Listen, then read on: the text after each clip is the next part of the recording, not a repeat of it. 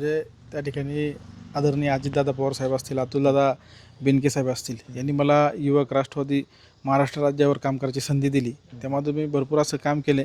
साहेबांचं मधल्या काळात ठीक आहे पक्षांचं हे झालं असेल, पण ते खऱ्या अर्थानं आमचं कुटुंब हे पहिल्यापासून बेनके कुटुंबाशी एक जवळचे आमचे हितसंबंध आहेत.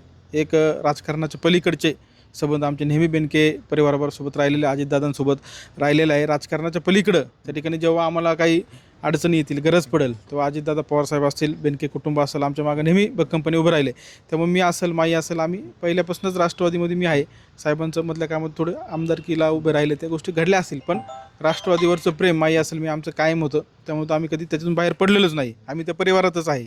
पप्पा जिल्हा परिषद अध्यक्ष होते, तुम्ही पण प्रदेश अध्यक्ष आहात पक्षाच्या. आता तुमच्या दोघांच्या कामाचा अनुभव आणि आताच्या ह्या सगळ्या निवडणुकीमध्ये काय स्ट्रॅटेजी असणार आहे साधारण विरोधकांवर मात करण्याची? कुठले कच्चे दुवे असणार आहेत? कसं तुम्ही लोकांपर्यंत पोहोचणार आणि सीट कसं काढण्यासाठी काय काय नेमकं तुम्ही ताकद लावलेली?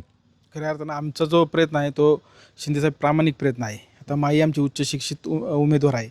MSW तिचं झालेलं आहे. त्यानिमित्तानं PhDची तयारी करत आहे. म्हणजे आणि तिला एक म्हणजे महिलांमध्ये असेल, सर्व भागामध्ये फिरत असताना लोकांचा भरपूर असा तिला प्रतिसाद मिळतो आहे. एक आपुलकी, एक माणुसकी, माया जी असते, त्यानिमित्तानं तिने संपूर्ण मतदारसंघात महिला, आमच्या माता भगिनी असतील यांच्याबरोबर जोडलेली आहे. समजा साहेब असतील, मी असेल, आता मी तरुण वर्ग माझा भरपूर त्या निमित्ताने जोडला गेला आहे. पण महिला असतील व त्या ठिकाणी जनसामान्यातलं सामान्य कुटुंब, गोरगरीब कुटुंब, त्या कुटुंबापर्यंत ती पोचली. आणि आज जिल्हा परिषदची उमेदवार व्हायच्या आधी ते आमच्या केवाडी गावचे लोकनियुक्त सरपंच म्हणून 3 वर्ष त्यांनी काम पाहिले.